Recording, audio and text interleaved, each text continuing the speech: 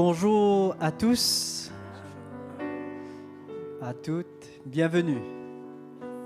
On accueille aussi ceux qui sont sur Internet avec nous. C'est une joie ce matin de pouvoir se rassembler, de venir dans la présence de Dieu. Après une semaine qui s'est passée, et de savoir que le Seigneur, aujourd'hui, a quelque chose pour nous. Tous les jours de la semaine, il veut prendre soin de nous, mais aujourd'hui, il y a quelque chose qu'il veut dire à nos cœurs. Il y a quelque chose qu'il veut communiquer à nos cœurs. Il y a des besoins dans notre vie personnelle qu'il veut rencontrer. Amen. Quelle grâce nous avons d'avoir un Dieu qui est concerné par nos vies. Dans la religion, ce qui nous motivait, c'est de faire des choses pour Dieu. Et comment, quand on a rencontré Jésus et qu'on entend l'Évangile, il a révélé à nos cœurs qu'il veut prendre soin de nous. Qu'il veut s'occuper de nous, qu'il veut prendre soin de nous, qu'il veut toucher nos vies. Il veut restaurer nos cœurs. Si nous transportons des blessures dans nos cœurs, Jésus veut guérir ces choses. Il ne veut pas qu'on essaye de paraître quelque chose. Mais si on a des besoins dans nos vies, on est malade, il y a des choses qui se passent, qui travaillent nos cœurs, on n'est pas en paix, le Seigneur veut venir guérir ces choses. Et comme la Bible nous dit, afin de nous rendre réellement libres. Amen. Afin que dans nos cœurs, on n'ait rien contre personne, ni contre X, Y, ni contre notre chien, notre chat, mais que vraiment, dans notre cœur, on soit libre. Libre d'appartenir à Jésus, libre dans nos familles, libre avec tout le monde, et que vraiment, comme la Bible nous dit, notre joie elle soit parfaite. Parce que Jésus est en train de prendre soin de nous. Jésus est en train de s'occuper de nous, en train de nous libérer des choses que lui, il a besoin de nous libérer. Parce que des fois, on peut dire, Seigneur, fais ça dans ma vie, fais ceci, ou bien donne-moi ça, Seigneur. Mais le Seigneur sait ce dont on a besoin. Le Seigneur sait ce qu'il a besoin de faire dans notre vie, à quel moment il faut qu'il intervienne, qu'il change telle chose. Quelle grâce, quelle grâce d'avoir un tel Dieu. Qui, avant même qu'on lui demande ce qu'on a besoin, il a déjà envoyé. Les besoins qu'il y a dans notre vie, il est en train de pourvoir déjà. Même, il y a beaucoup d'enfants ici, le Seigneur vous aime. Le Seigneur veut prendre soin de chacun de ses enfants. Les enfants, vous êtes là ce matin? Jésus vous aime. Jésus est concerné par votre vie. Vous êtes précieux. Dans la présence de Dieu, le Seigneur ne fait pas d'exception. Ce n'est pas que pour les grands. Mais du plus petit au plus grand, le Seigneur veut visiter notre vie ce matin. Je crois de tous nos cœurs, on veut le louer. On veut l'adorer. On veut le rendre grâce. Parce que c'est lui qui nous a aimés le premier. C'est lui qui a donné sa vie pour nous. Et ce matin, on va se lever. On va tourner nos cœurs vers le Seigneur. On va laisser de côté tout ce qui a pu se passer pendant cette semaine. Mais aujourd'hui, le Seigneur veut parler à nos cœurs. Ce matin, le Seigneur a quelque chose de nouveau qu'il veut nous dire. Mais que nous ne nous privons pas de sa grâce. Que nous ne nous privons pas de ce qu'il veut nous dire. Mais ouvrons nos cœurs ce matin. Ouvrons nos cœurs. Seigneur, nous venons devant toi. Nous voulons venir tels que nous sommes. Tels que nous sommes, on ne veut rien paraître. On ne veut pas essayer de présenter quelque chose. Mais nous voulons être vrais dans ta présence. Être vrais, venir et te dire combien on a besoin de toi. Combien on a besoin que tu nous fortifies encore ce matin. Que tu nous éclaires. Que tu viennes nous libérer des choses qui ne sont pas de toi. Afin que nos cœurs puissent battre pour toi seul, afin que nous puissions vivre pour toi seul, que nos cœurs soient motivés que pour ton royaume. Ce matin, touche nos vies, touche nos cœurs, que vraiment nous ne soyons pas distraits par ce qui peut se passer autour de nous, mais que nos cœurs soient à toi, nos cœurs soient ouverts à ce que tu veux dire, et nous voulons rendre gloire à ton nom, parce que tu reviens bientôt nous chercher, tu viens bientôt chercher ton Église. Et nous voulons nous préparer nos cœurs pour ce jour qui vient, afin de ne pas passer à côté, mais de vraiment tout faire pour partir avec toi ce jour. Seigneur, à toi soit la gloire ce matin, à toi soit l'honneur. Élevons nos voix, glorifions le Seigneur ce matin. Combien notre Dieu est grand, notre Dieu est puissant, notre Dieu est fidèle. Alléluia, nous louons ton nom ce matin, nous glorifions ton nom Jésus. Tu es là.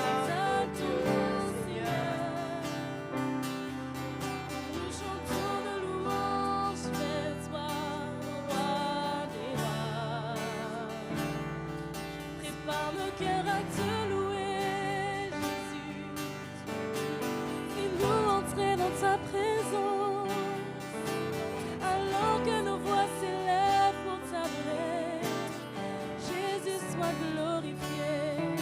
Oh, alléluia. Chantons son nom. Oh, alléluia. Bénissons son nom. Jésus.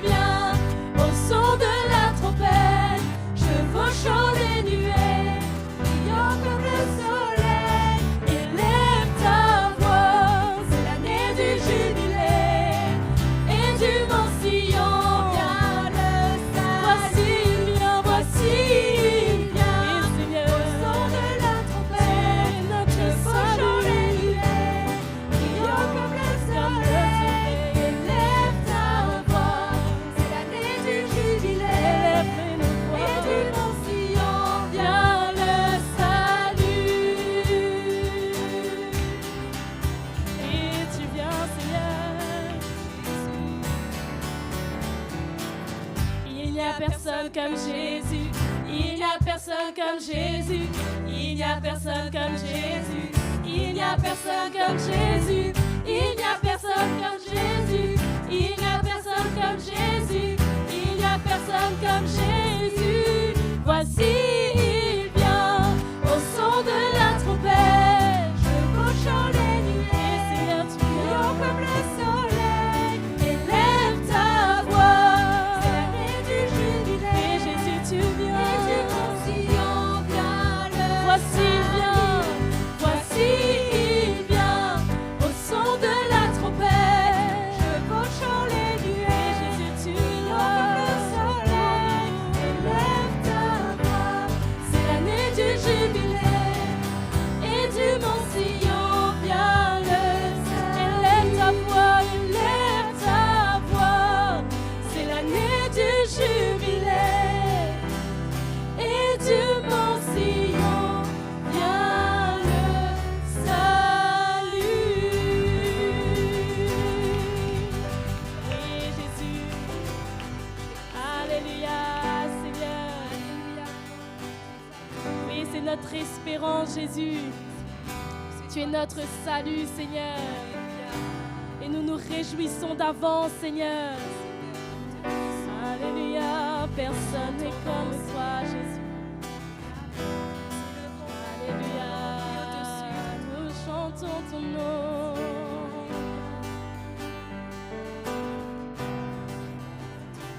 Je te loue et je t'adore.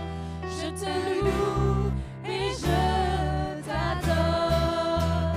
Je t'exalte, Seigneur. Je te loue et je t'adore. Je te loue et je t'adore. Je t'exalte, Seigneur, je t'adore. Je te vois dans ta beauté. Je cherche ta sainte face. Je t'admire dans ta majesté. Seigneur, tu m'étonnes par ta grâce. Je te loue et je t'adore. Je te loue et je t'adore. Je t'exalte, Seigneur, je t'adore. Jésus, tu es le Seigneur. Tu es le glorieux vainqueur. Nous chantons à ta sainteté. Ensemble nous crions gloire. Je te loue et je t'adore. Je te loue et je t'adore. Je t'exalte, Seigneur, je t'adore. Jésus, Jésus, tu es le Seigneur. Tu es le glorieux vainqueur. Tu es vainqueur.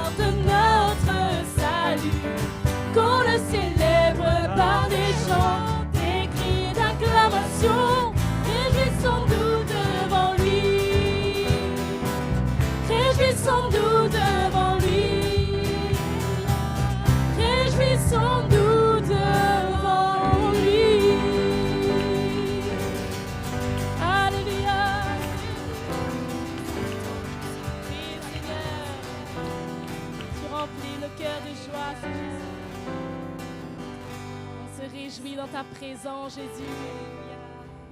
On se réjouit, Jésus. Tu es là, Jésus, dans ce lieu.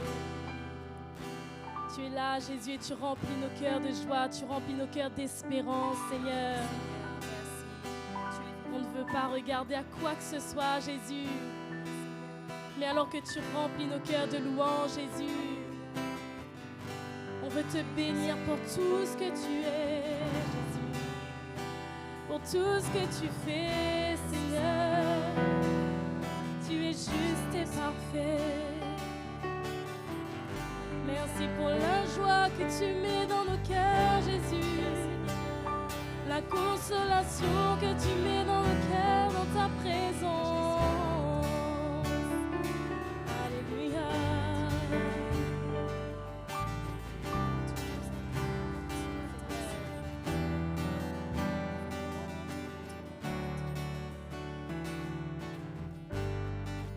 Béni soit ton nom quand je suis dans le lieu désert et que je marche en solitaire. Béni soit ton nom. Béni soit ton nom quand l'épreuve vient me former, que je dois tout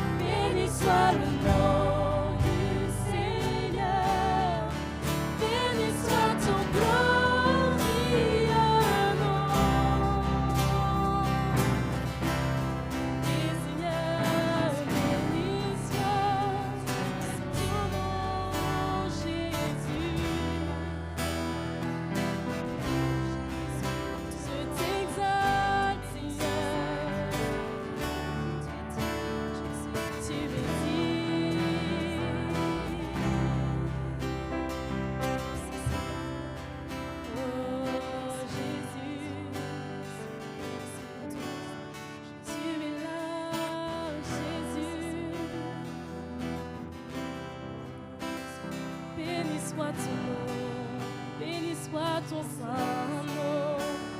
Rendons-lui la gloire, l'honneur, l'adoration qui vient de nos cœurs.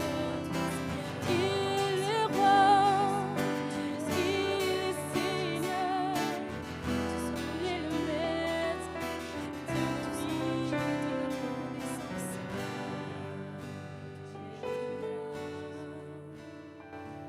C'est vrai, c'est facile de dire béni soit ton nom quand tout va bien, quand nous sommes bénis. Mais c'est autre chose de dire merci Seigneur, gloire à ton nom, quand les épreuves sont là, quand les temps difficiles sont là.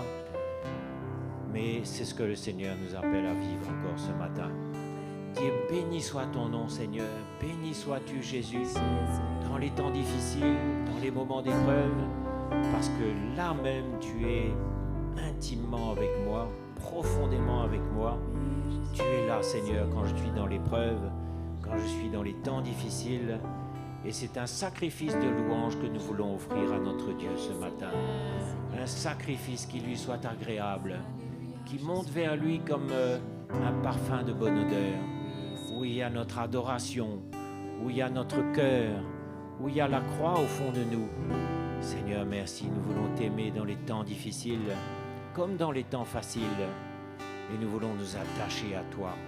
Allons redire au Seigneur ce matin, béni sois-tu, mais en étant conscient de ce que nous disons. Seigneur, dans les temps difficiles, dans les moments d'épreuve, béni soit ton nom. Béni soit ton nom, Jésus. Comme toi, Jésus, sur la croix, tu as béni, tu as remercié, tu as été fidèle. Nous aussi, ce matin, nous voulons t'apporter ce sacrifice de gloire.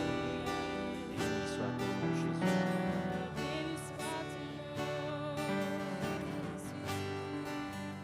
Béni soit le nom du Seigneur, béni soit ton nom,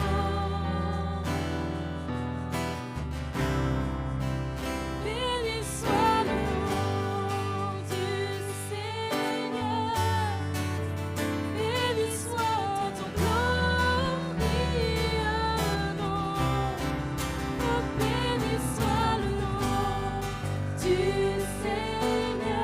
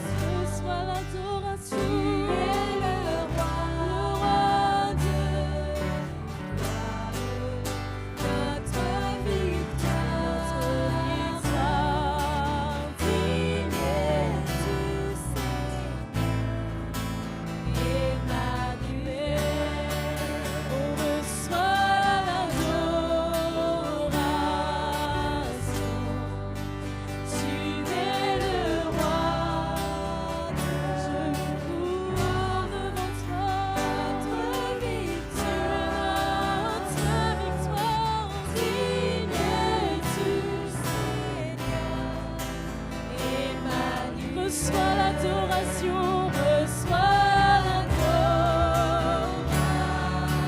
Reçois toute la gloire.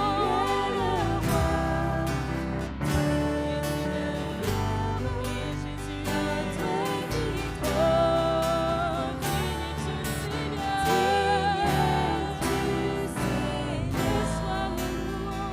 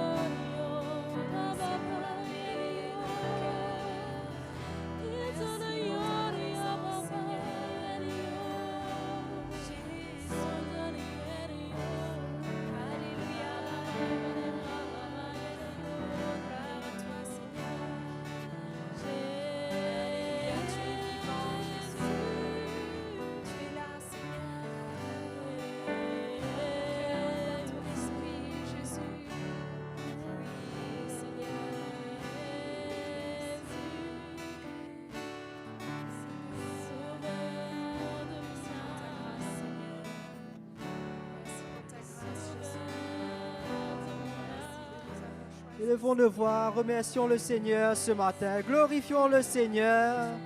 Combien c'est lui notre Dieu, c'est lui qui nous console, c'est lui qui nous convainc de péché et de justice. Combien rendons gloire au Seigneur, c'est lui notre sauveur, c'est lui notre rocher, c'est lui qui nous secourt, c'est lui qui nous délivre. Combien Jésus, nous bénissons ton nom, nous glorifions ton nom dans ce lieu. Tu es celui qui nous rend libres. Tu es celui qui nous délivre. Seigneur, à toi la gloire, à toi soit l'honneur. Nous levons nos mains vers toi, nous élevons nos voix pour te glorifier, pour chanter combien tu es merveilleux, combien tu es fidèle, combien tu es beau, combien ton amour n'a pas de fin, tes compassions ne sont pas allées à terme. Seigneur, nous glorifions ton nom, nous rendons gloire à ton nom, Seigneur. Seigneur, devant toi nous sommes éblouis, devant ta bonté, devant ta fidélité, devant ta grandeur, devant ta patience, nous sommes éblouis, Seigneur. Nous sommes tellement éblouis devant ton amour pour nous. Alléluia. Nous te bénissons, Seigneur. Devant toi, Je me tiens ébloui devant toi. Je me tiens ébloui. Dieu très saint, Devant ta majesté, je me tiens ébloui. devant toi, je me tiens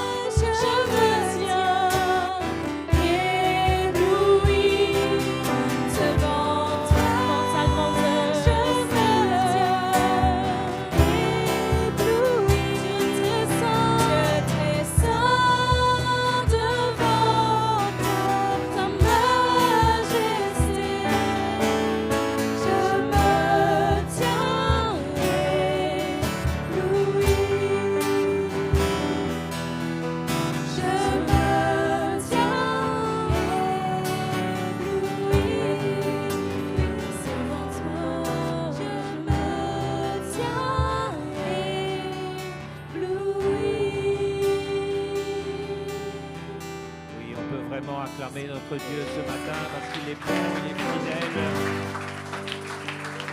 Et on peut le remercier, on peut lui rendre gloire et le remercier vraiment pour tout.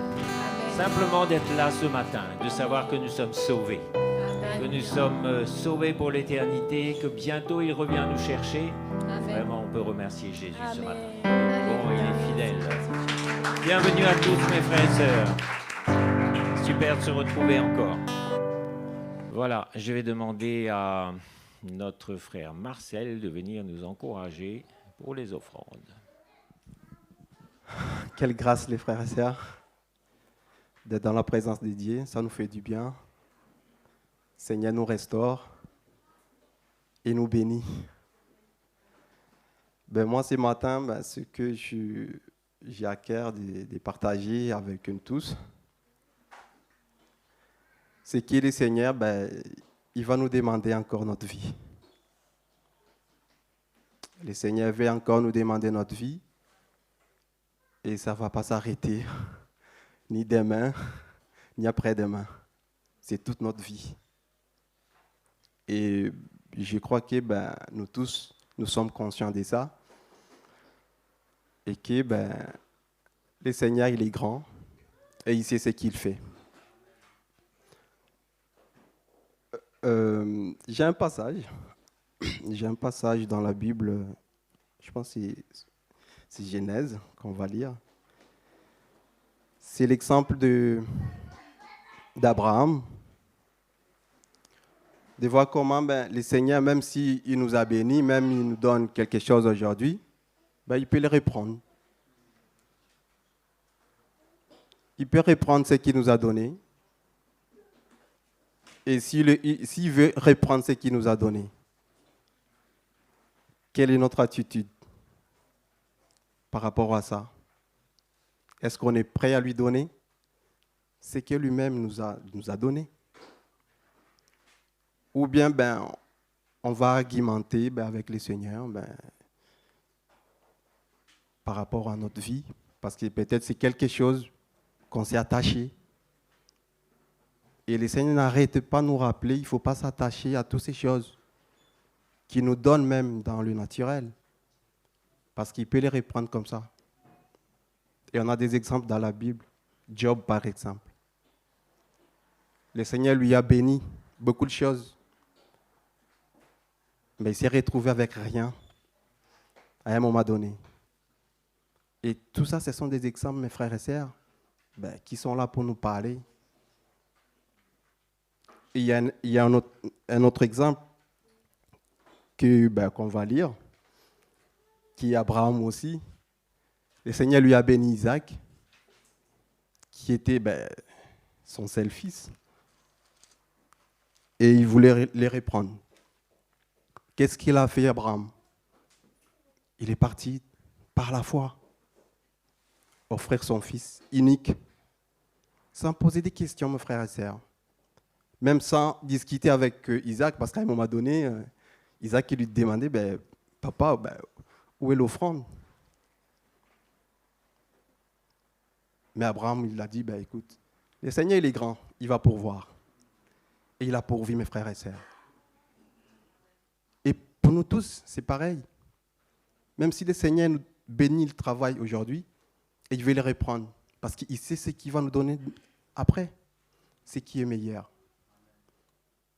Et c'est pareil pour nos vies, mes frères et sœurs. C'est pareil pour nos vies. On est là pour donner nos vies au Seigneur. On est là pour servir les Seigneurs ensemble. Et on ne va pas servir les Seigneurs comme ça, sans donner nos vies, mes frères et sœurs. Et donner nos vies, c'est un mot large.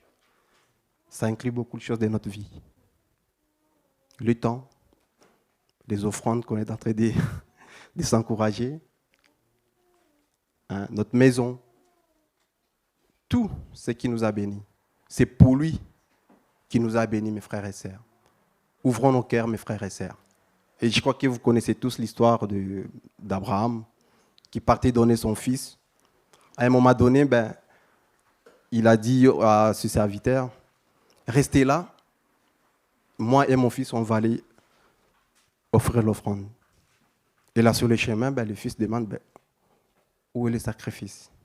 Et c'était lui, en fait. Et Abraham n'a pas hésité, mes frères et sœurs. Et nous aussi, donnons nos cœurs, donnons nos vies au Seigneur sans hésitation, mes frères et sœurs. Et là, nous serons bénis. Cette semaine, j'étais en cours. J'ai réalisé comment nous sommes bénis, mes frères et sœurs. Parce que dans le monde, des gens passent des situations pareilles comme nous. Ils pleurent. Mes collègues, je voyais comment ils pleuraient devant moi. Et je me disais, quelle grâce. On passe peut-être des mêmes situations, mais nous, on a l'espérance dans nos cœurs, mes frères et sœurs. Mais et dans le monde, ils pleurent, ils se confient dans l'homme qui va juste peut-être les aider à les donner un petit conseil. Des hommes en plus. Mais nous, les frères et sœurs, on a le Seigneur. On peut passer dans des moments difficiles, c'est normal. Mais il veille sur nous, le Seigneur. Et il est là. Et c'est pour cela, donnons nos vies ensemble. On va donner l'offrande. Et si on donne l'argent et il n'y a pas notre cœur dedans, c'est rien. Parce que c'est nos cœurs qui parlent. Et c'est nos cœurs que le Seigneur cherche. Donc voilà un petit peu, je crois que vous êtes encouragés ce matin, on est là pour donner nos vies, mes frères et sœurs. Sans hésitation, il ne faut pas discuter avec le Seigneur. Il faut arrêter de ça. Parce que si on discute avec le Seigneur, on perd du temps. Et c'est nous-mêmes qui sommes perdants. Parce que le Seigneur veut nous amener un peu plus loin. Il veut nous donner encore des choses qui sont meilleures qu'on a aujourd'hui. Parce qu'Isaac, Abraham l'a attendu longtemps. Oui. Et nous aussi, peut-être, il y a des choses qu'on attend depuis longtemps, mais le Seigneur ne donne pas. Il sait pourquoi, mes frères et sœurs. On a des besoins, nous tous, mais le Seigneur, il est sur le trône. Amen. Amen. On va donner, il y a le panier qui va passer. Et aussi, ce qui est bien, on peut donner même chez nous. Hein, même si on est chez nous, on peut donner au Seigneur. Quelle grâce. Allez, on va partager l'évangile un petit peu ce matin encore, on va s'encourager. Et ce matin, j'aurais voulu parler un petit peu sur nos relations. Les relations, c'est quelque chose qui concerne tout le monde, absolument tous, on est concernés. Et je parle vraiment pour nous tous parce que nous tous, on est concernés. Et la relation, ce n'est pas le chapitre le plus facile de notre vie chrétienne. C'est vrai, hein? Et relations à tous les niveaux. Relations de couple, relations entre frères et sœurs, relations avec les gens du dehors, travail, etc. Tout type de relations, mais c'est quelque chose qui est, je crois, le plus difficile à vivre, mais avec la croix et avec l'Évangile, c'est tout à fait possible, mais c'est quelque chose qui est très important. Pourquoi? Parce que l'Église, c'est un corps.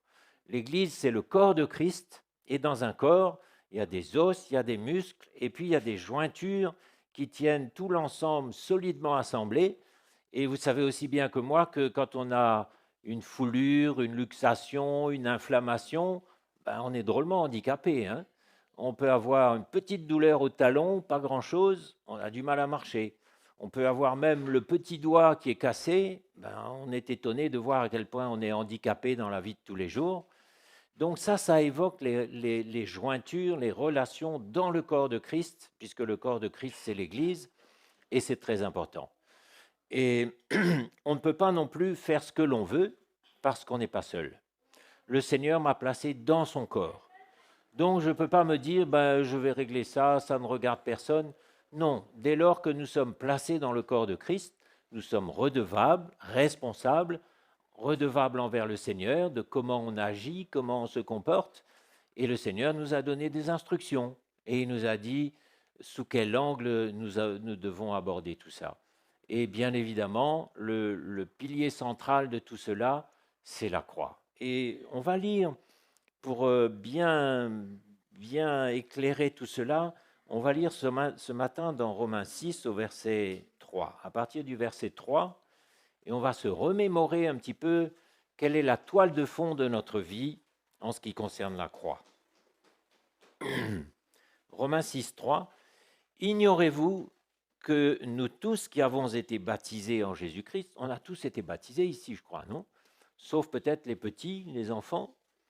Ignorez-vous que nous tous qui avons été baptisés, c'est en sa mort que nous avons été baptisés, en sa mort. Nous avons donc été ensevelis avec lui par le baptême en sa mort, afin que, comme Christ est ressuscité des morts par la gloire du Père, de même nous aussi nous marchions en nouveauté de vie. Enseveli, c'est le mot important ici, je l'ai souligné en vert. Enseveli, c'est plus que mort, c'est enterré. Mort et enterré. C'est-à-dire que dans ma vie chrétienne, maintenant, je dois définitivement considérer qu'il y a un avant et un après. Il y a le vieil homme qui a vécu sa vie autrefois, il y a mon ancienne vie, il y a ma vie naturelle, et puis maintenant il y a une nouvelle vie qui ne m'appartient pas, qui appartient à Christ. Il en fait ce qu'il veut, il en est le propriétaire, et il m'a donné des instructions claires, et il m'a dit, tu veux la vie, tu veux la résurrection, et tu as besoin de considérer que moi aussi je suis mort, et j'ai été enterré, et je suis resté 3 jours dans le tombeau. Et après, je suis ressuscité. Alors, enseveli, ça veut dire perdre non seulement notre vie, mais perdre nos droits, perdre nos... Et vous savez, on a tellement à justifier, à expliquer dans les conflits qui concernent la relation. On est toujours convaincu qu'on a raison. Et c'est ça le problème, c'est que tant que la croix n'intervient pas, on est convaincu que nous avons raison, que l'autre a tort, que... Et c'est, vous savez, quand j'entends, par exemple, un couple qui se plaint de la relation, quand j'entends l'un des deux, je me dis, mais l'autre est un monstre, c'est effrayant. Hein. Il me dépeint ça d'une manière tellement convaincante, tellement vivante, que j'ai l'impression que l'autre est complètement dans son tort. Mais après, quand j'entends l'autre partie, je me dis, oh là là, heureusement que j'ai entendu ça, parce que c'est un éclairage complètement différent. Et finalement, quand je quitte leur présence, je me dis, c'est 50-50. Et la plupart du temps, c'est comme ça. Il y a des responsabilités des deux côtés. Mais le problème, c'est que quand je laisse ma chair s'exprimer et que je vois les torts de l'autre, je ne vois plus mon état, je ne me vois plus moi-même. Et vous savez, on ne se voit pas soi-même. On ne se voit pas. On est toujours convaincu, nous, qu'on est impeccable, qu'on est parfait. On voit, c'est l'histoire de la poutre et de la paille finalement. Vous connaissez cette histoire, on ne va pas la relire encore une fois. Mais c'est tellement vrai.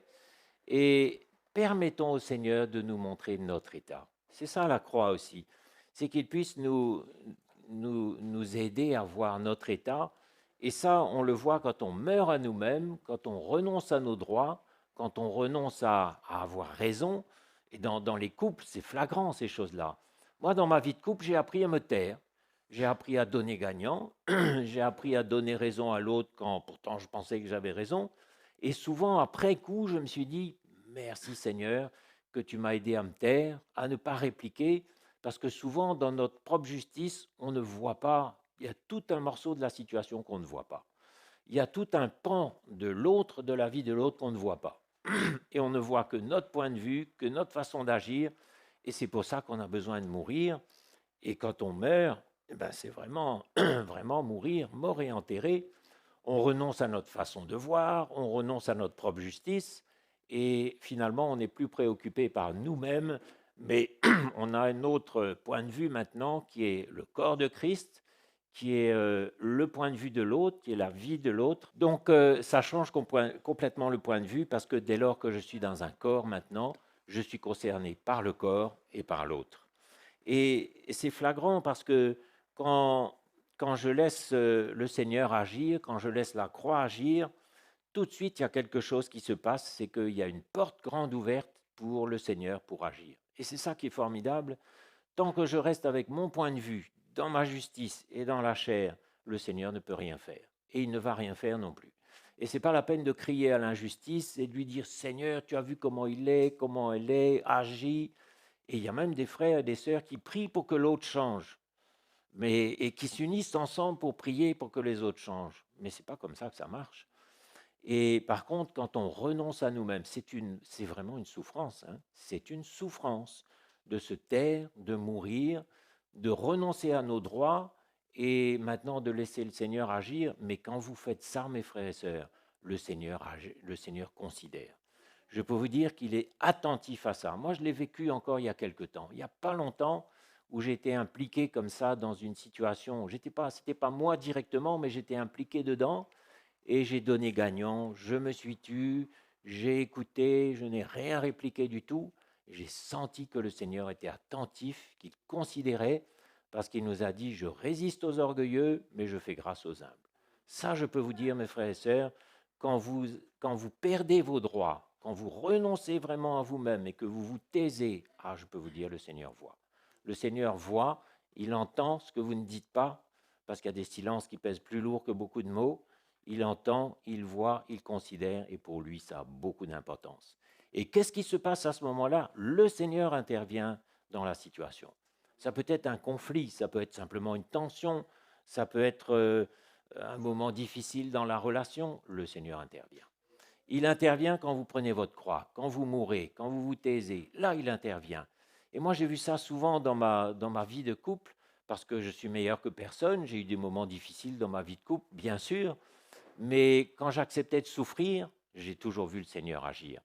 Quand j'essayais de changer ma femme et de lui expliquer, de faire qu'elle change, elle se dressait encore plus fort contre moi, de toute sa force, parce qu'on était au niveau de la chair, et je fermais la porte à Dieu pour agir.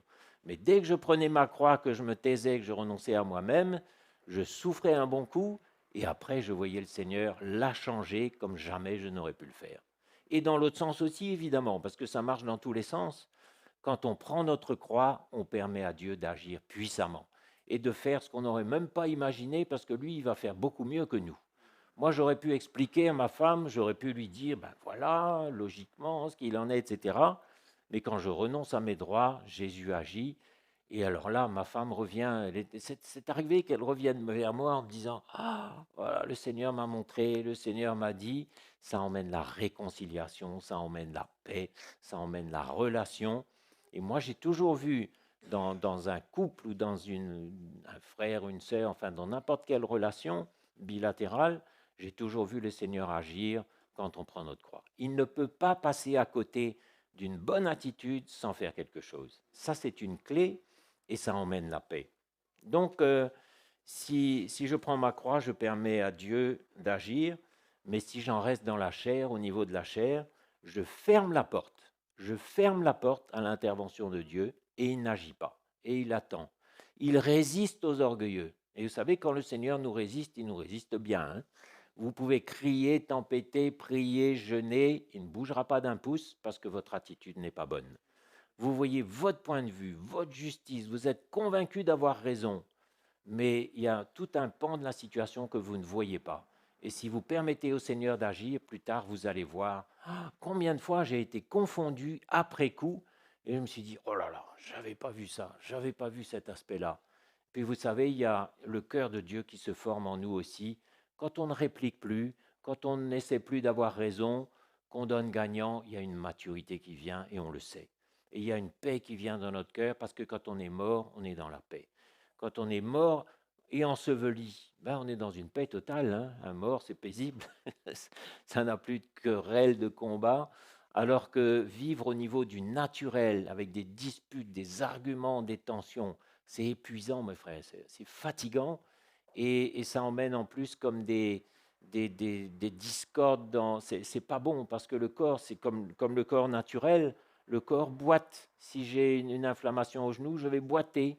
Le corps de Christ va être handicapé. On ne peut pas se permettre de faire ça. C'est pour ça qu'il ne s'agit pas seulement de nous, mais il s'agit du corps de Christ, il s'agit du plan de Dieu, il s'agit de l'Église, et il ne faut jamais oublier ça. On ne peut plus vivre pour nous, mes frères et sœurs, parce qu'on n'est pas seul, et le Seigneur nous a mis dans son corps. Quand on prend notre croix, on maintient le lien de la paix par l'humilité. Je crois que j'ai souligné un petit verset que certainement vous connaissez très bien. Je crois que c'est dans Éphésiens 4. Oui, l'unité, exactement, Éphésiens 4. Je vous exhorte donc, moi le prisonnier dans le Seigneur. Donc vous voyez, Paul, il ne conseille pas comme quelqu'un qui est au-dessus, qui est à l'abri de tous les problèmes. Il est en prison quand il écrit ça. Donc il avait tous les droits, il avait absolument raison, il était dans son droit et il était en prison. Donc déjà, ça donne le ton. Moi, je ne suis pas en prison quand j'estime avoir raison. Lui, il était en prison. Moi, le prisonnier dans le Seigneur, je vous exhorte à marcher d'une manière digne de la vocation. On ne peut pas se comporter n'importe comment, mes frères et sœurs, mais on est appelé à être digne de la vocation qui nous a été adressée, c'est-à-dire marcher conformément à l'évangile de la croix. en toute humilité. Humilité, c'est le contraire de l'orgueil, l'humilité. Humilité, c'est-à-dire que on ne monte plus sur nos grands chevaux, on n'élève plus la voix, on ne hausse pas le ton, on ne va pas se plaindre auprès de X, Y, mais on reste bien humble parce on se souvient que Jésus a été brisé pour nos iniquités, il a été brisé pour nos péchés, il s'est laissé mener devant Ponce Pilate et devant Caïphe, il n'a rien dit. Il aurait pu parce qu'il avait tous les droits, il n'a rien dit, il s'est laissé mener à la croix sans rien dire. Tout ça est écrit dans Ésaïe 53. On aurait pu relire, vous pourrez relire chez vous, on peut se souvenir de l'attitude de Jésus, mais dans cette attitude, dans le naturel, tout est perdu. Je suis en prison, déshonoré, humilié, tout le monde me voit comme quelqu'un qui a tort. Dans le naturel, voilà ce qui se passe. La mort, le déshonneur, l'humiliation totale. Mais dans l'esprit, qu'est-ce qui se passe à ce moment précis? C'est une victoire totale. C'est plus qu'une victoire, c'est un triomphe. C'est là que la vie de résurrection arrive. Parce que si vous avez accepté d'être mort et enterré, plus rien à dire, la vie de résurrection agit. Comment elle agit? Par la paix, par la réconciliation, par un amour extraordinaire que personne ne peut fabriquer. Tous les couples sont appelés à vivre ça. Moi, je l'ai vécu, et l'amour que j'ai pour ma femme et qu'elle a pour moi aujourd'hui, ça n'a plus rien à voir avec des sentiments, mais c'est un amour spirituel, fondé sur le message de la croix, construit par le Seigneur, quelque chose de fondé, de puissant, qui a un prix, mais ça, rien ne peut remplacer ça, mes frères, c'est absolument rien. Donc, souvenons-nous de ce que nous sommes appelés quand la relation devient difficile. Il y a une souffrance. Qui ne veut pas souffrir? Vous ne voulez pas souffrir? Vous resterez au niveau du naturel avec des disputes et des tensions. Est-ce que vous êtes prêts à souffrir? Pas seulement pour Christ et pour l'Église, mais même pour vous, vous serez le premier bénéficiaire. Prêt à souffrir d'injustice, de mauvais traitements, etc. Vous allez voir la vie de résurrection qui va vous donner la paix d'abord, une paix qui surpasse toute intelligence, qui va restaurer une relation qui aurait pu être brisée. Ça maintient la paix. Et donc, alors on continue, verset 3, vous efforçant de conserver l'unité de l'esprit par le lien de la paix.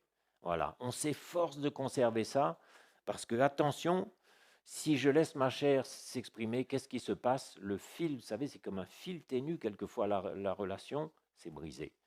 Et le corps de Christ est disloqué, la relation est disloquée.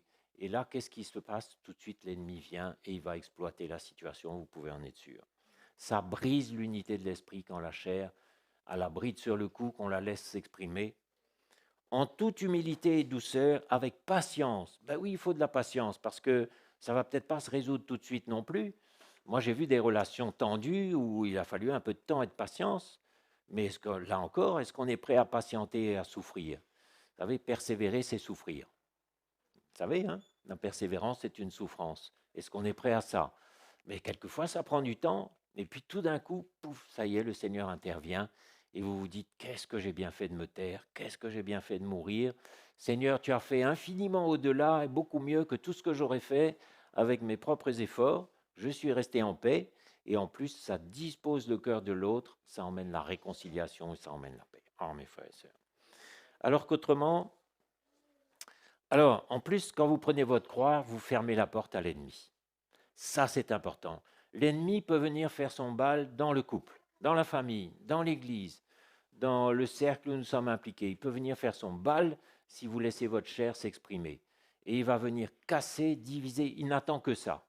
Et quand vous laissez votre chair s'exprimer, vous êtes comme son relais, son agent.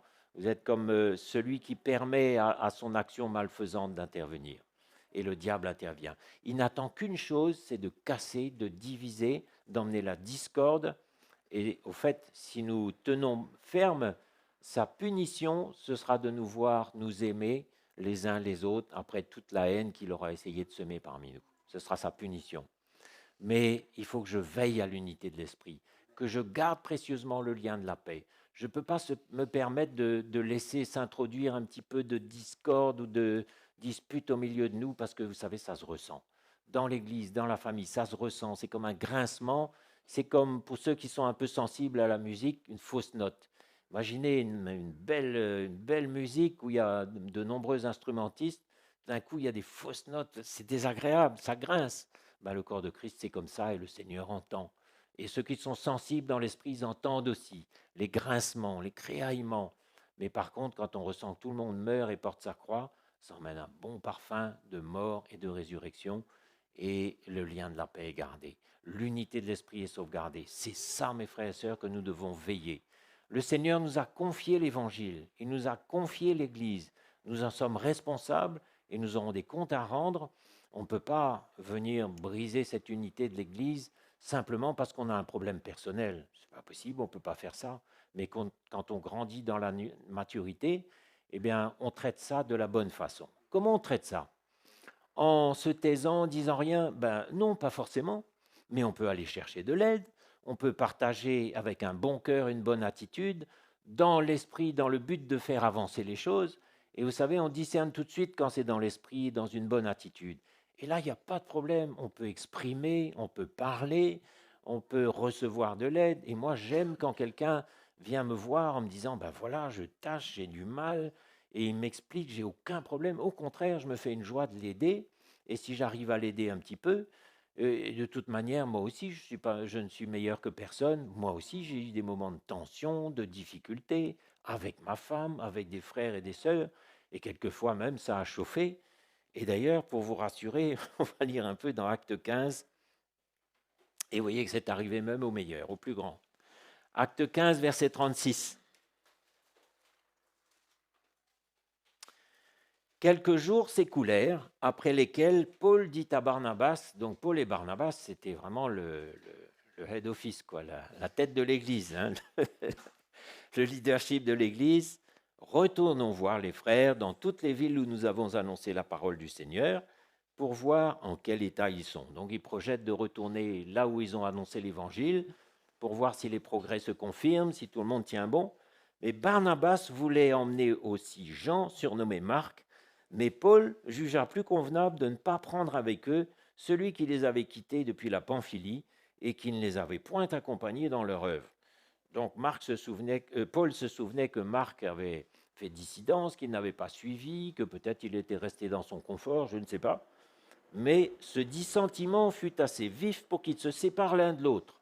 Ouais, quand même, hein, Paul et Barnabas ont une petite discussion assez vive, là, et puis finalement ils se disent, bon, ben, partons chacun de notre côté. Barnabas, prenant Marc avec lui, il a tenu bon, s'embarqua pour l'île de Chypre. Paul choisit Silas et partit, recommandé par les frères, la grâce de Dieu. Il parcourut la Syrie, la Cilicie, fortifiant les églises, etc. Donc, on voit plusieurs choses ici. Il y a eu une dispute. Ça peut arriver à tout le monde, mes frères et sœurs. Mais encore une fois, il faut gérer ça dans l'esprit. Et eux, ils ont géré ça dans l'esprit. Ils se sont quand même séparés, ils ont fait route à part, mais ils ont continué à servir le Seigneur. Ils ne se sont pas arrêtés. Ils ont gardé leur cœur pur. Ils n'ont pas maudit. Et plus loin dans l'Évangile, d'ailleurs, dans la parole de Dieu, on voit que cette fois-là, Paul recommande à Timothée, à la fin de sa vie, et il dit « Prends Marc avec toi, car il m'est utile dans le ministère. » Donc vous voyez, c'était réglé. Ça a été réglé, exactement comme la réprimande de Paul à Pierre un jour, dans le livre des Galates, où il l'a réprimandé devant tout le monde. Ça n'a laissé aucune trace. Pourquoi? Parce que tout le monde prend sa croix. Tout le monde a pris sa croix. Peut-être que Marc, à ce moment-là, a eu un moment de faiblesse, et il a abandonné les frères, peut-être. Mais qu'est-ce qu'on fait? On pardonne, on oublie, c'est ce que Paul a fait certainement. Et peut-être aussi qu'on est réprimandé rudement un jour, ben qu'est-ce qu'on fait? On prend sa croix, on avale, on supporte, et encore une fois, on ne cherche pas sa propre raison. Parce que si vous raisonnez, vous aurez toujours la certitude que vous êtes dans votre droit, et que l'autre se trompe et que c'est injuste. Mais est-ce que Jésus n'a pas été martyrisé alors qu'il était dans son droit, et que c'est lui qui avait raison, que tout le monde avait tort contre lui, hein? Donc, la croix m'ouvre les yeux sur mon état. Ça encore, c'est une grande victoire. Parce que tant que je me justifie dans ma propre justification, je ne vois pas mon état. Du tout. Et vous savez, il y a des choses que Dieu voit et que je ne vois pas. Il y a des choses que les autres voient aussi et que moi, je ne vois pas. On ne peut pas se voir. Moi, j'ai beau me contorsionner, je ne vais jamais voir mon dos. Je ne vais pas voir ce qu'il y a dans mon dos. S'il y a une grosse tache dans mon dos, là, je ne vais pas la voir. Mais vous, peut-être, vous allez la voir. Et le Seigneur va la voir aussi. On ne voit pas notre état. On est toujours convaincu qu'on est super, qu'on est bien, qu'on a raison. On a toujours cette conviction-là. il faut permettre au Seigneur de briser cette certitude. Et après, vous allez voir votre état, votre misère, vous allez vous repentir devant le Seigneur, vous allez pleurer devant lui, et là, vous allez finalement être comme Job. Regardez un peu Job, sa conclusion à la fin. Regardez, il est confondu, hein. Confondu, il dit, oh là là, j'avais entendu parler de Dieu, entendu parler. C'est-à-dire qu'il reconnaît que finalement, il était un bon frère. Vous savez ce que c'est un bon frère? Celui qui fait tout bien, qui fait des aumônes, qui fait des offrandes, qui accueille dans sa maison, un bon frère. Il reconnaît, et qu'est-ce que le Seigneur a fait? Est-ce qu'il l'a récompensé? Est-ce qu'il l'a élevé? Est-ce qu'il l'a utilisé? Il l'a brisé. Brisé, brisé, brisé, plus bas que terre, jusqu'à ce qu'il n'ait plus rien à dire. Ben, ça peut nous donner une image un petit peu, on va peut-être pas être comme Job, il ne faut pas faire peur à personne, mais ça nous montre quand même comment le Seigneur voit et comment nous nous voyons. Et je suis sûr que le Job du début de l'histoire, il devait, dans sa naïveté, penser qu'il était vraiment quelqu'un qui plaît à Dieu, qui est super, mais le Seigneur ne voit pas comme nous. Et Job, finalement, n'était pas super du tout, mais il y avait une œuvre que Dieu avait besoin de faire, exactement comme pour Jacob. Jacob, qui était le supplanteur, le Seigneur l'a brisé, et quand il est sorti de ce brisement, il n'était plus le même, mais il avait été tellement brisé qu'il boitait, et il est resté boiteux jusqu'à la fin de sa vie. Le Seigneur a besoin de briser en nous. Le brisement, c'est quelque chose de nécessaire. Tant qu'on n'a pas été brisé, on est le Job du début. Celui qui fait tout bien, le bon frère qui est super, mais aux yeux de Dieu, pas super du tout. Mais à la fin de l'histoire, quand il a été brisé, toute sa logique a été confondue. Tout son sens de la justice a été brisé, anéanti, confondu. Il n'avait plus rien à dire.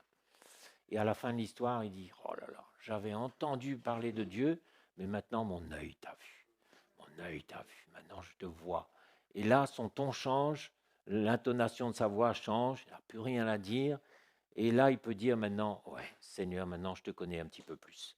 Et il n'est plus le bon frère, mais il est le frère brisé, qui ne parle plus beaucoup, qui rayonne, qui est tout brisé, comme une pâte brisée, là, vous voyez, qui est tendre, qui est ouvert, qui est lumineux, qui a la gloire de Dieu sur son visage. Ah, mes frères et sœurs, on a besoin, dans la relation, de réaliser toutes ces choses, de se souvenir de toutes ces choses-là. N'allez pas chercher votre propre justice, n'allez pas regarder les défauts de l'autre, tirer des conclusions sur son état, sa situation, mais permettez au Seigneur de vous briser, prenez votre croix, avalez, supportez, et vous allez voir que le Seigneur va emmener des choses merveilleuses que vous-même, vous ne pourriez jamais faire. J'ai vécu ça dans mon travail, j'ai vécu ça dans mon couple, j'ai vécu ça dans l'Église, à tous les niveaux de relations. Quand on prend notre croix, qu'on meurt, qu'on avale, qu'on est mort et enterré, le Seigneur agit, mais on est étonné, on est confondu. Hein? Et là, on connaît la vraie paix que le Seigneur veut nous donner. Enfin, la croix, l'attitude de prendre notre croix, ça va garder mon cœur en bon état. En bon état, un cœur en bon état. Un cœur qui critique, qui regarde, qui observe, qui voit la paille dans l'autre, ce n'est pas un cœur en bon état. C'est un cœur finalement qui est pollué, qui est dans le jugement, qui est dans la critique, et ça s'exprime ces choses-là. Vous pouvez faire taire vos critiques, elles vont sortir. Vous ne pouvez pas empêcher, ça va sortir. Ça va sortir, ça va s'entendre. Vous pouvez vous taire, ça va s'entendre. Il y a des silences qui parlent fort, il y a des regards qui parlent fort, il y a des atmosphères qui se ressentent. Mais je peux vous dire, on ne peut pas cacher.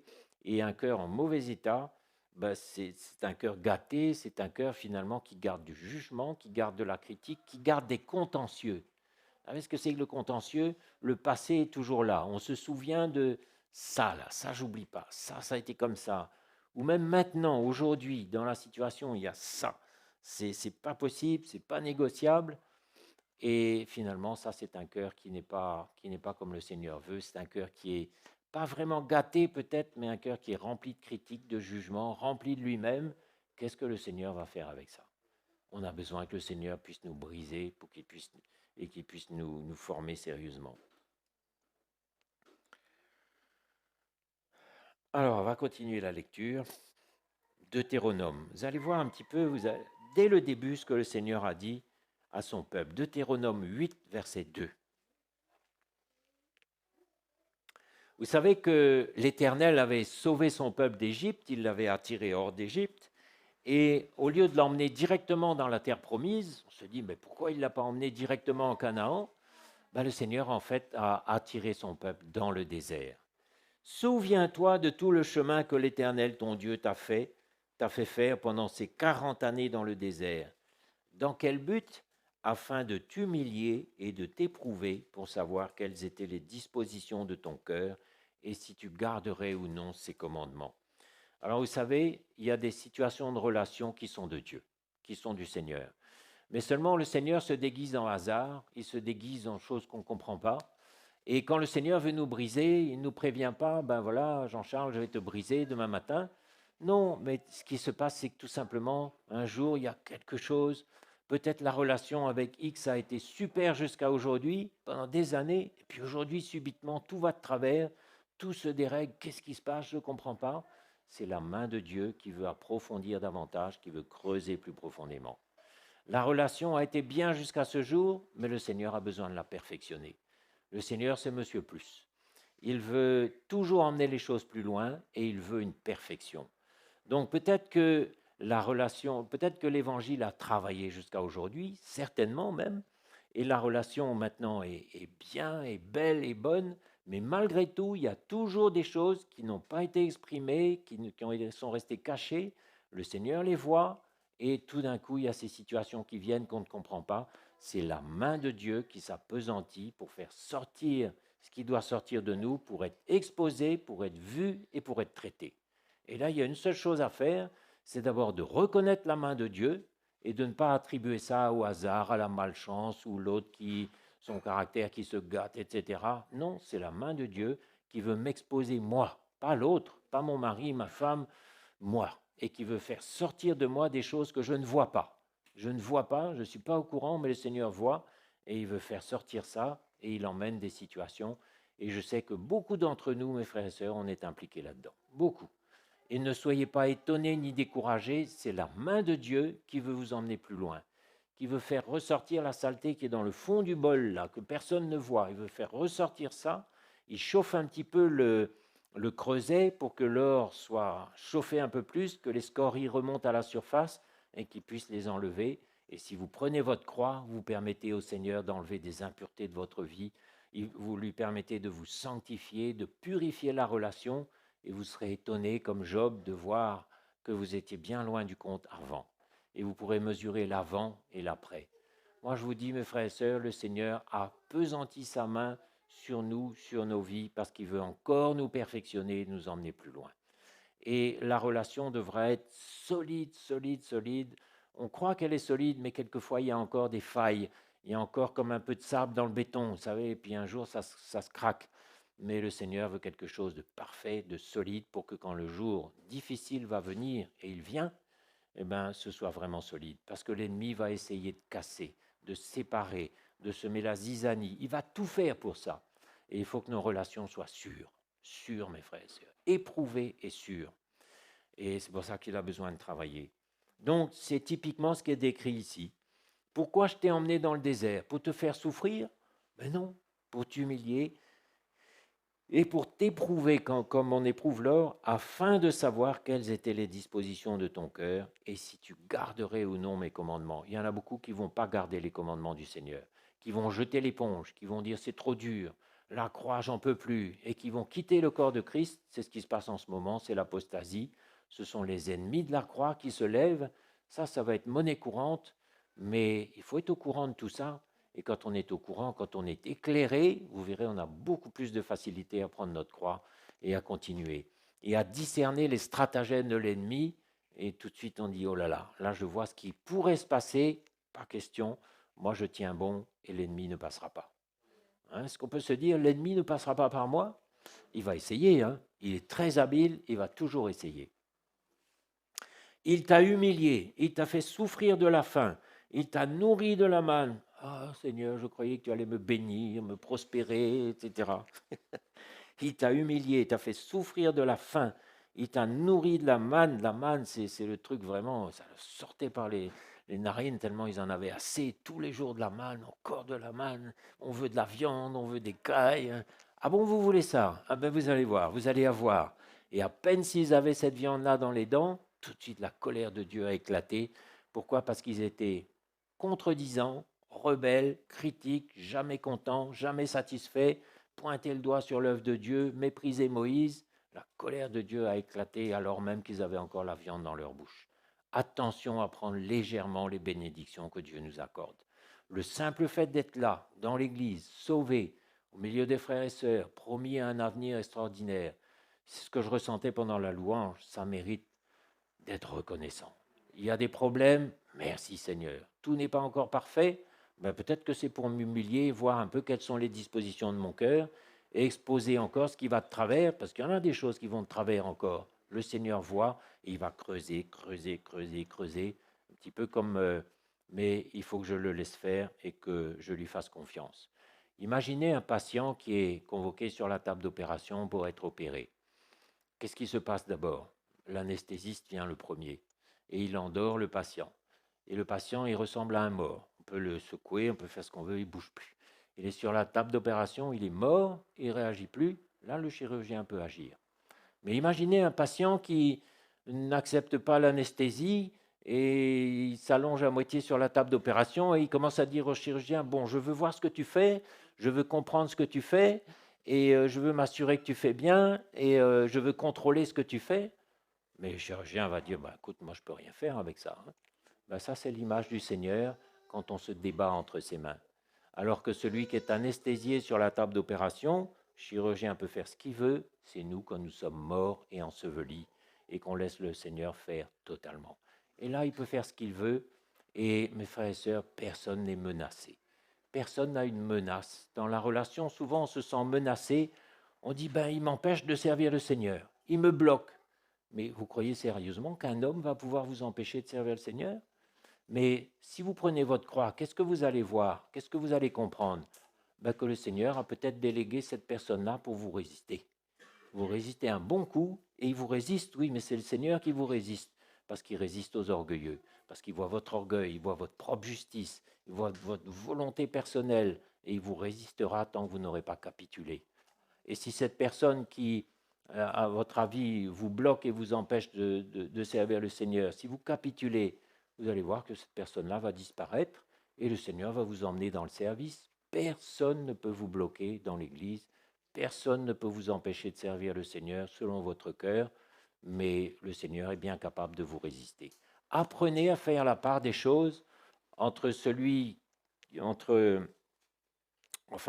l'action du Seigneur. Apprenez à voir dans l'esprit. Personne, là, ça, s'il y a une chose que j'ai vraiment apprise, c'est que personne ne peut m'empêcher. Et je sais que chaque fois que j'avais une bonne attitude, il y avait quelqu'un qui venait me dire, Jean-Louis, Bruno, qui me disait, ben, tiens, viens, tu peux faire ça, tiens, tu peux aller faire ça. Je me disais, ben, la porte est grande ouverte. Et la porte était vraiment grande ouverte pour servir le Seigneur. Mais chaque fois que j'étais dans mon regard humain à critiquer, regarder, lui il m'en veut, lui il me bloque, ah ben effectivement j'étais bloqué, et bien bloqué. Mais c'était le Seigneur qui me résistait parce que son attitude ne me plaisait pas. Le Seigneur peut agréer ou ne pas agréer mon offrande, ma vie, mon attitude. Et son désir, c'est que tout le monde serve. Tout le monde est appelé à servir. Et la porte est grande ouverte pour tout le monde. Donc si vous voyez une porte fermée, elle ne peut avoir été fermée que par vous-même. Et la serrure est à l'intérieur. Le Seigneur frappe à la porte et il dit, je peux entrer? Et si vous lui ouvrez, bien sûr, il va venir, il va vous aider. Et il dit, il t'a humilié, il t'a fait souffrir de la faim, il t'a nourri de la manne que tu ne connaissais pas et que n'avaient pas connu tes pères, afin de t'apprendre que l'homme ne vit pas de pain seulement, mais que l'homme vit de tout ce qui sort de la bouche de l'Éternel. Ton vêtement ne s'est pas usé sur toi, ton pied ne s'est pas enflé pendant ces 40 années. Reconnais en ton cœur que l'Éternel, ton Dieu, te châtie comme un homme châtie ton enfant. Ah. Donc voilà ce qu'on a besoin de reconnaître. Ben Seigneur, est-ce que tu es mort de faim? On peut se poser la question, mais reconnais que le Seigneur a toujours pourvu à tes besoins, mais reconnais aussi que le Seigneur châtie ses enfants, qu'il les réprimande, qu'il les corrige, et si tu es un enfant légitime, tu auras part à la correction aussi, et à la réprimande.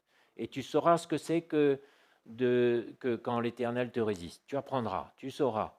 Et tu sauras ce que c'est que te taire et d'apprendre aussi quand l'Éternel te corrige, te reprend, te résiste. Oh, mes frères et sœurs, on a besoin d'être des enfants obéissants devant Dieu. Et quand on est obéissant, il n'y a que des portes ouvertes.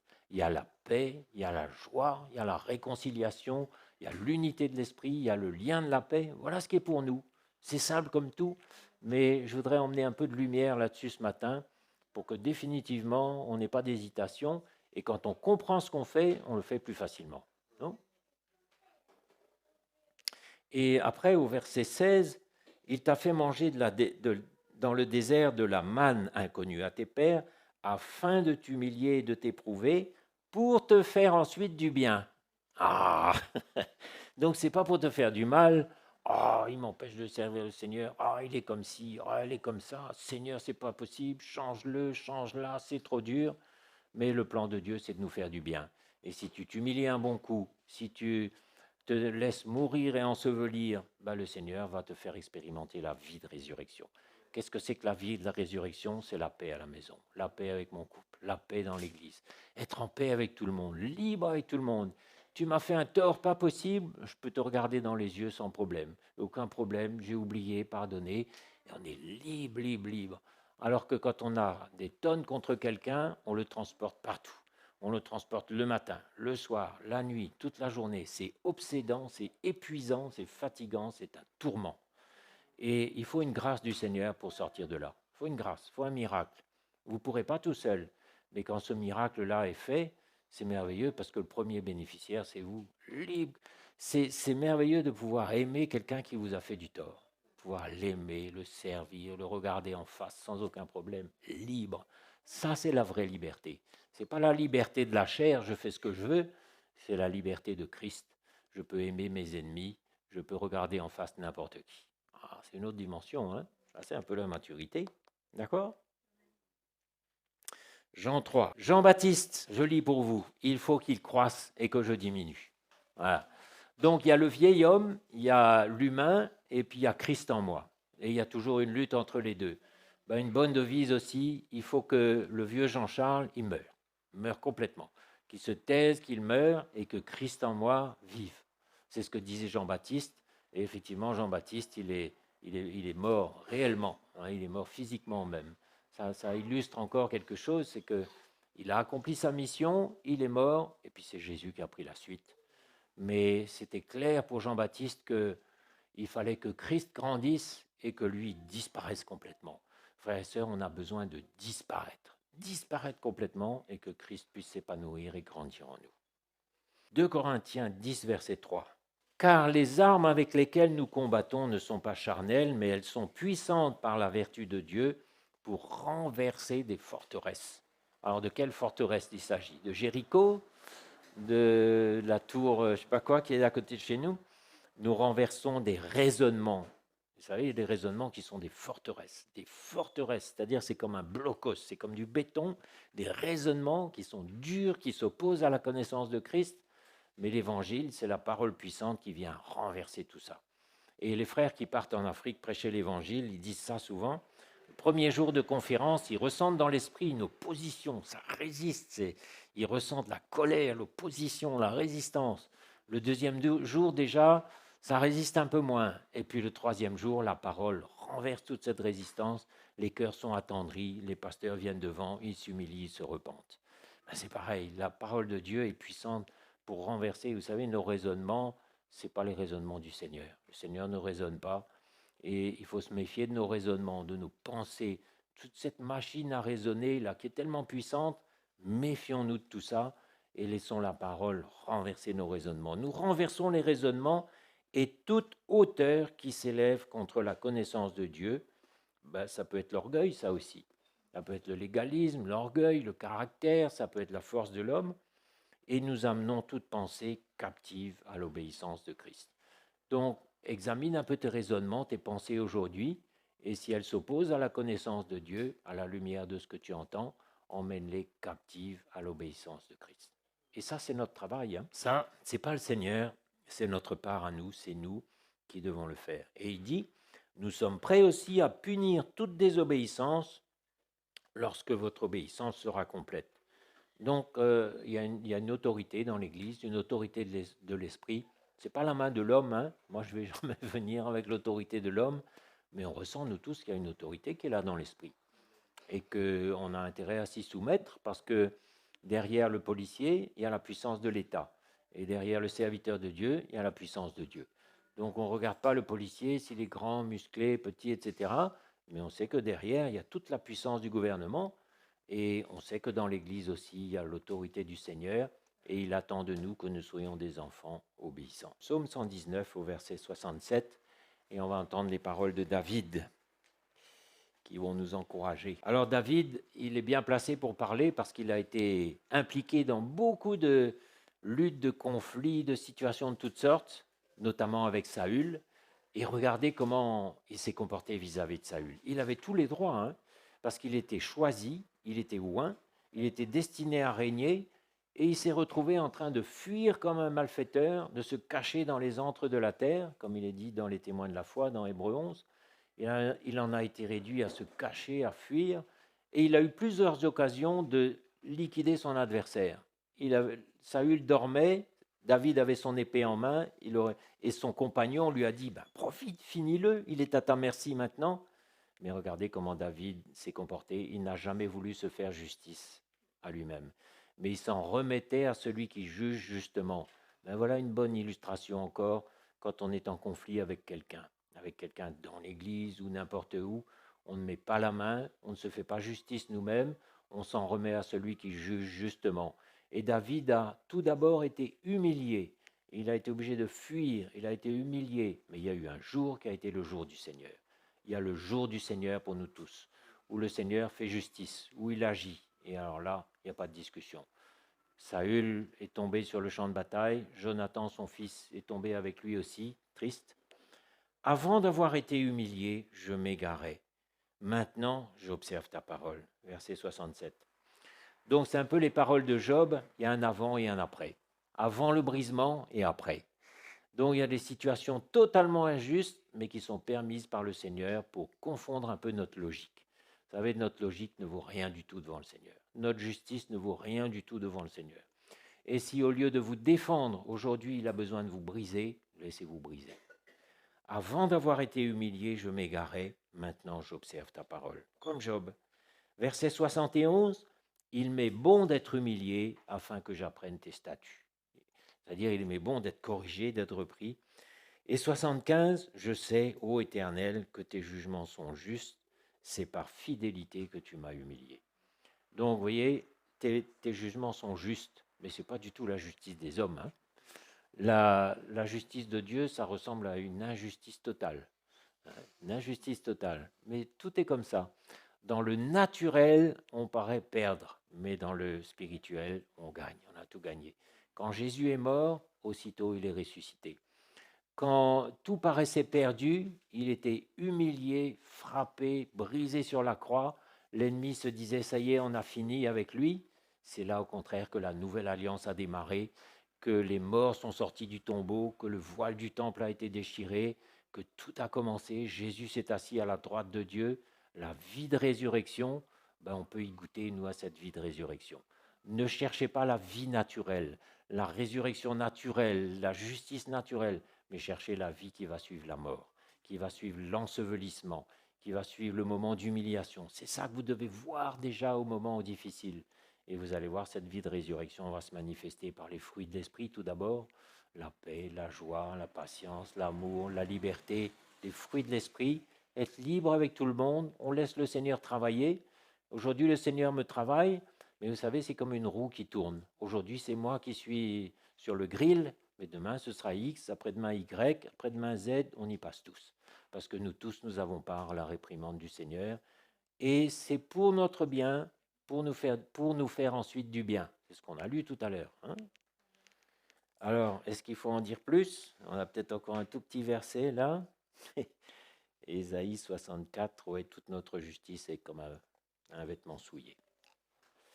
Notre justice est comme un vêtement souillé devant Dieu. Donc n'essayez pas de plaider, de justifier, d'expliquer. Ça n'a aucune valeur devant Dieu. Humiliez-vous. Humilions-nous simplement.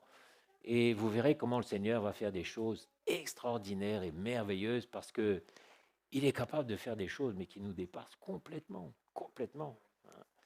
Et il est capable de restaurer des situations complètement désespérées.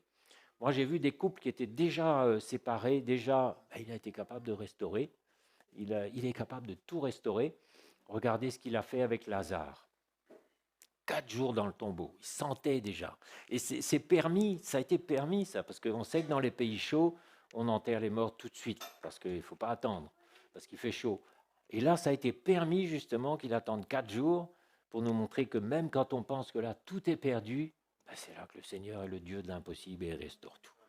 Mes frères et sœurs, allons regarder un peu comme Jésus regarde. Allons lui permettre de faire des miracles qui dépassent notre entendement. Allons prendre notre croix. Allons conserver soigneusement le lien de la paix pour que l'unité de l'esprit soit préservée au milieu de nous. Ne laissons pas l'ennemi venir s'infiltrer dans nos maisons comme le serpent silencieux, là qui rentre, qui est là et on ne l'avait pas entendu venir parce qu'il ne fait pas de bruit. Mais assurons-nous qu'on est bien en train de prendre notre croix, de se laisser mourir, ensevelir, et là on va goûter à la vie de résurrection. Allons remercier Jésus, mes frères et sœurs. Ah, le Seigneur est merveilleux, mes frères et sœurs. Il nous aime, vous ne pouvez pas savoir. Quand il nous résiste, il nous aime. Quand il nous réprimande, il nous aime. Et quand tout va bien, il nous aime aussi. On va louer le Seigneur, on va le bénir ce matin car il est bon. Alléluia, Seigneur, nous te remercions pour ta parole. Nous te remercions, Seigneur, pour la croix. Et nous voulons garder nos yeux fixés sur cette croix. Pour nous, elle est source de victoire. Pour nous, elle est victoire. Pour nous, elle est joie. Elle est espérance. Merci Seigneur pour cette croix glorieuse qui nous donne la victoire et qui nous fait dire dans toutes ces choses nous sommes plus que vainqueurs par celui qui nous a aimés. Allons chanter à l'Éternel, allons bénir Jésus et ensuite on prendra le repas du Seigneur, on prendra la Sainte Seine. Merci Jésus, nous te louons, te bénissons. Alléluia. Dans les épreuves autour de moi, Seigneur, mon cœur se tourne vers toi.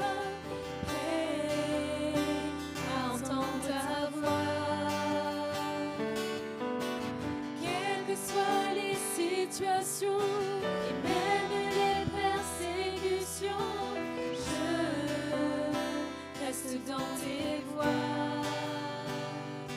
À tes pieds, je dépose ma vie. Mes faiblesses à tes yeux ne sont rien, ne sont rien.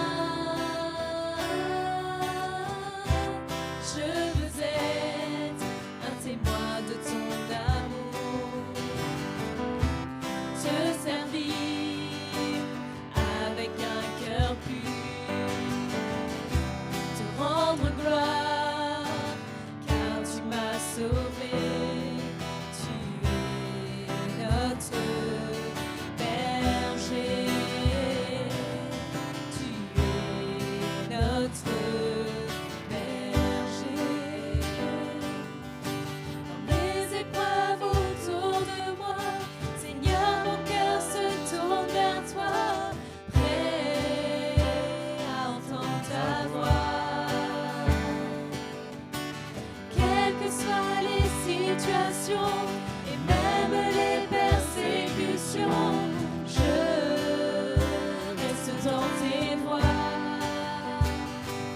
À tes pieds, je dépose ma vie.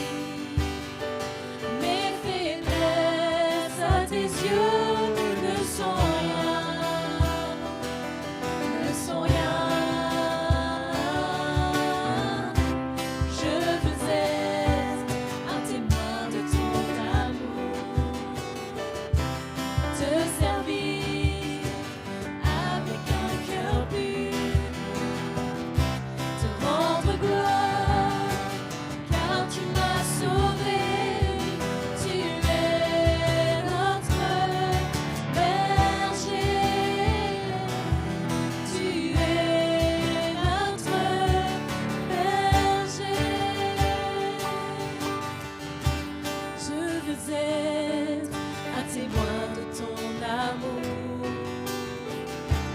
Te servir avec un cœur pur, te rendre gloire, car tu m'as sauvé.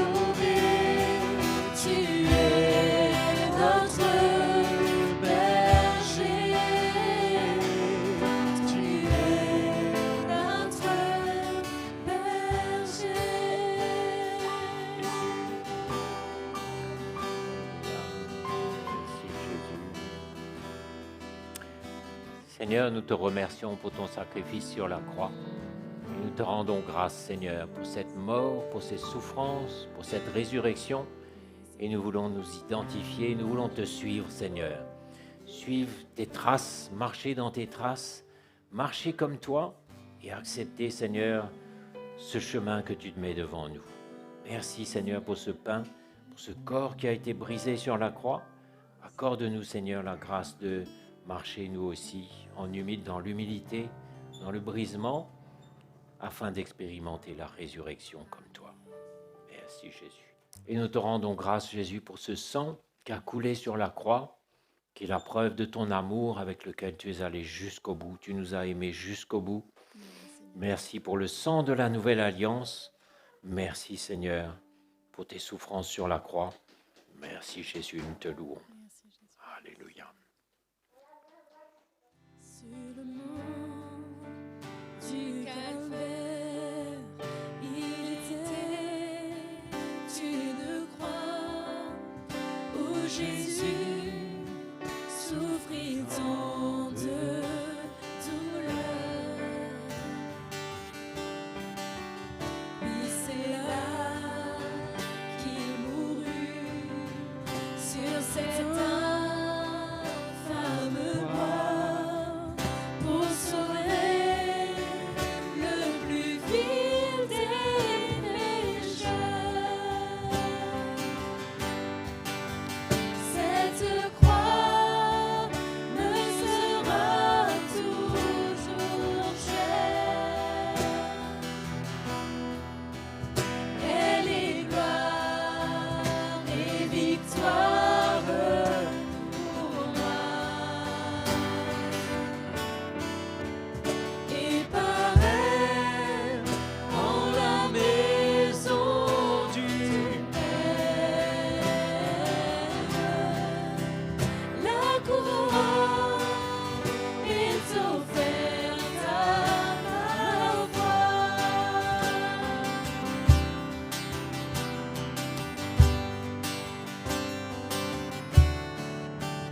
M'appuyant avec foi sur la croix de Jésus, sa bannière, je veux la porter jusqu'au jour bienheureux où parmi les élus dans le ciel, je pourrai l'exalter.